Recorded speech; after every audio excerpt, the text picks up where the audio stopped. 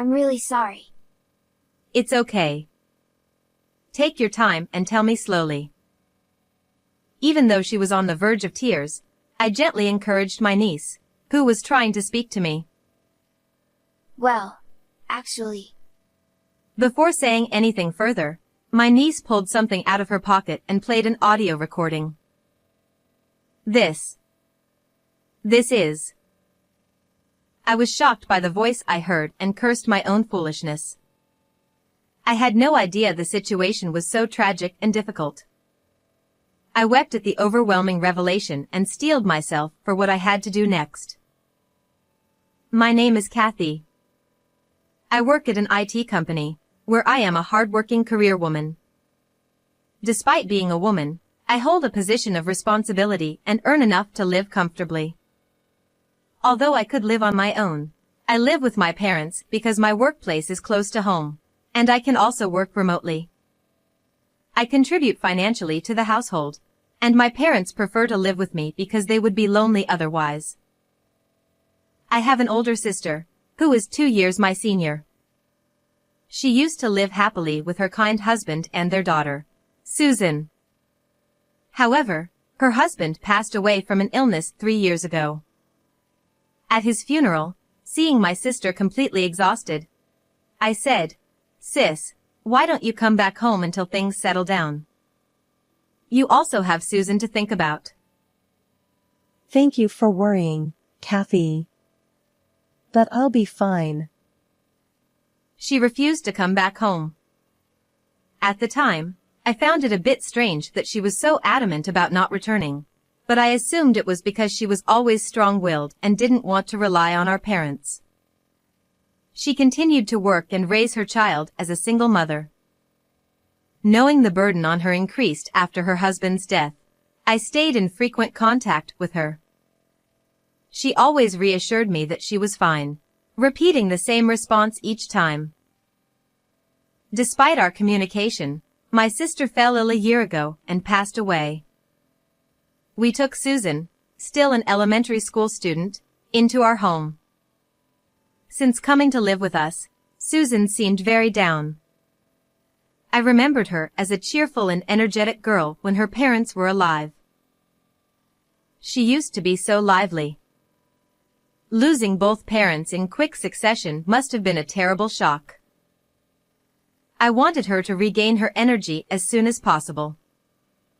I often saw my parents trying to talk to her, but she didn't respond. On days off, I suggested we go out together, but she wasn't interested. Not wanting to force her, I didn't push too hard. About 3 months passed, and Susan started apologizing to me, crying when my parents weren't around. Kathy, I'm sorry. What happened? Did something bother you? No, it's not that. But, I'm sorry. I was taken aback because she had never cried before. Her sudden tears surprised me. However, she wouldn't tell me why, just kept apologizing and crying. But she didn't cry when my parents were around, which made me increasingly curious. Another thing that puzzled me was how my parents suddenly started going on frequent trips a few years ago. While it was fine for them to travel occasionally, I couldn't see how they could afford it on my contributions and their pensions. My father had only been a manager at a small company, and after retiring, he hadn't worked because I supported them. My mother had been a housewife all her life and had never worked outside the home.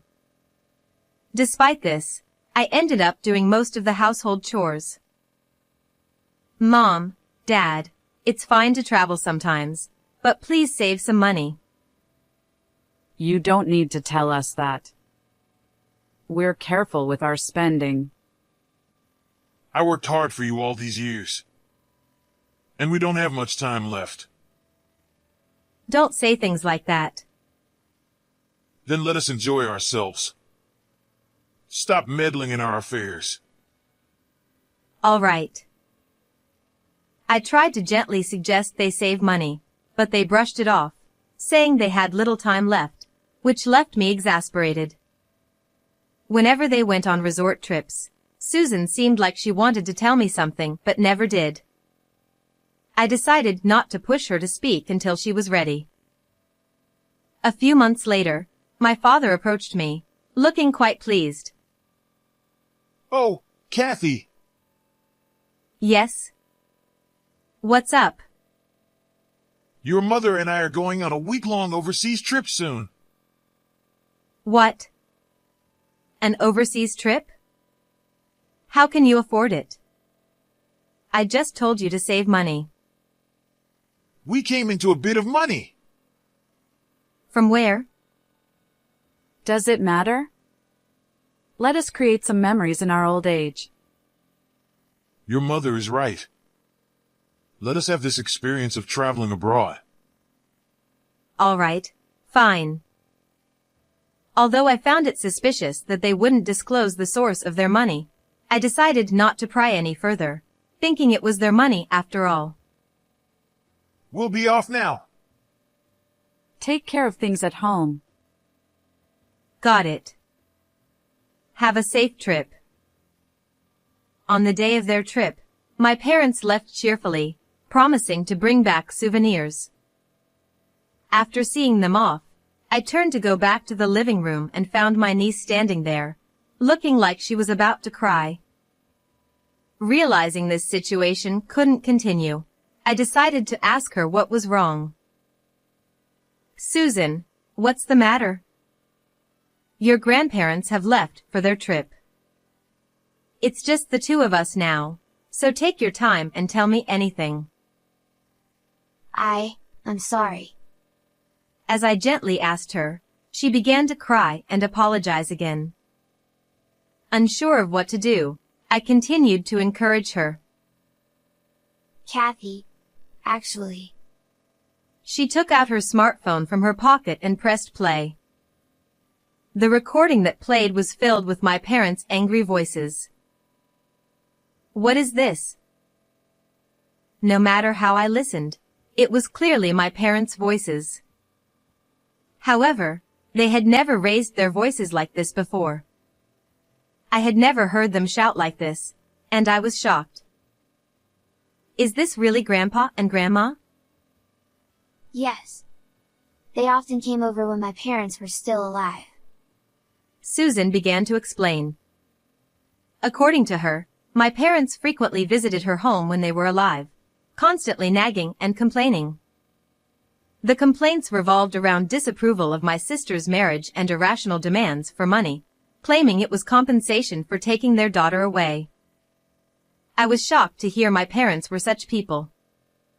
Susan continued, saying they would often threaten her parents under the guise of visiting to see their granddaughter, extorting money from them.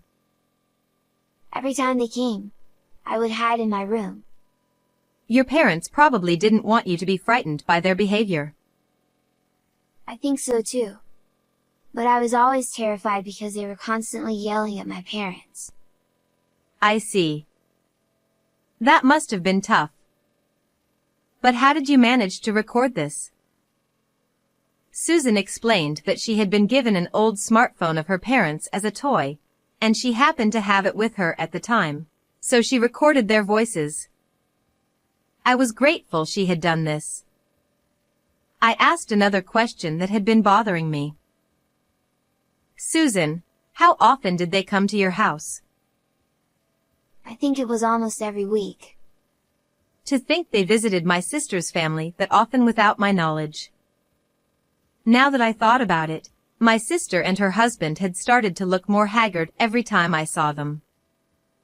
When I asked my sister if she was okay, she had said they were dieting together, which I had taken at face value. But in reality, it must have been the strain from my parents' demands that wore them down. I cursed myself for not pressing for the real reason. If I had noticed something was wrong sooner, this wouldn't have happened. I'm sorry for keeping it hidden. But I was scared of what Grandpa and Grandma might do if I told you. Susan began to cry again, and I held her close, regretting my lack of awareness. I'll protect you from now on, Susan. Don't worry. But what if they do something to you too? Don't worry about me. I won't lose to them. Let's get back at them together, okay? Yes. If I'm with you, I'm not scared. Let me help. Seeing the determination in her eyes, I nodded. During the week my parents were away, we made preparations. I felt even stronger with Susan by my side, so I asked her more. I recalled how frugal my sister and her husband had been. My sister had once told me they rarely carried cash, preferring to use bank transfers. If they gave money to my parents, it must have been through transfers. There would surely be some trace left. I began searching the house and soon found what I was looking for. I knew it. For all their greed, they weren't careful. Finding this passbook was too easy. I examined my parents' bank passbook and confirmed the amounts that had been deposited while my sister and her husband were alive. They transferred this much every month? No wonder they lived so frugally. Gripping the passbook, I trembled with anger. I decided to take the passbook to a private investigator to uncover the full extent of my parents' dealings with my sister and her husband. A few days later, I was summoned to the office. Here is the investigation report. I took the report from the investigator and began to read. No way. According to the report, my brother-in-law had been borrowing money from financial institutions to pay my parents. As a result, he became mentally exhausted and fell ill, leading to his death. As I read through the report, my anger grew even more. It turned out that my sister had been working herself to death, trying to pay off my brother-in-law's debts and my parents' constant demands for money. Additionally, my parents had been treating my niece cruelly when I wasn't around, saying things like they were doing her a favor by letting her stay with them. Knowing this, I started to cry. How horrible. How could this have happened without me knowing? Furthermore, we discovered that your parents even took your brother-in-law's insurance money. You can't be serious. I reviewed the additional report. It confirmed that my parents had indeed taken my brother-in-law's insurance money. They must have used that money for their frequent trips. I thanked the lawyer and headed home. Until my parents returned from their overseas trip, my niece and I prepared our plan. Do you think we can do this? Don't worry. We still have time, so let's practice as much as we need. Okay. I'll do my best. We practiced our plan until Susan felt confident. A few days later, we were ready and waited for my parents' return. We had set up several cameras around the house to capture everything on video and audio as evidence. Of course, I had discussed this with my lawyer and received approval. We're home. Welcome back. Did you have fun? Yes, it was great. Where's Susan? We bought lots of souvenirs. Susan's doing her homework in her room. You must be tired from the trip, so why not rest for a bit? Yeah, that sounds good. How about some tea? All right, I'll make it. Shall I make it? No, I'll do it. I always make your father's tea. All right, understood. My parents returned home full of excitement. It was their first overseas trip, so they must have enjoyed it immensely. I listened to their travel stories for a while. Oh, sorry. I have to step out for a bit. I got a call from work. At this hour? It happens sometimes. I'll be back soon. Take care. Yes, I will. When I thought they had relaxed a bit, I excused myself, pretending to go to work. This was the signal for our plan. After leaving the house, I called Susan. Hey Susan, I've left the house. Got it? Susan kept our call connected as she went to my parents. Ah, welcome back. Oh, Susan. We brought back lots of souvenirs. Well, thank you. But I need to talk to you. What is it? Speak up. Following my father's words, Susan played the recorded audio she had. Hey, where did you get that? Susan, be a good girl and give that to me. My parents were visibly shocked and panicked by the recorded audio. I plan to let Kathy hear this. Susan, please don't do that. Do you know what will happen if you do that?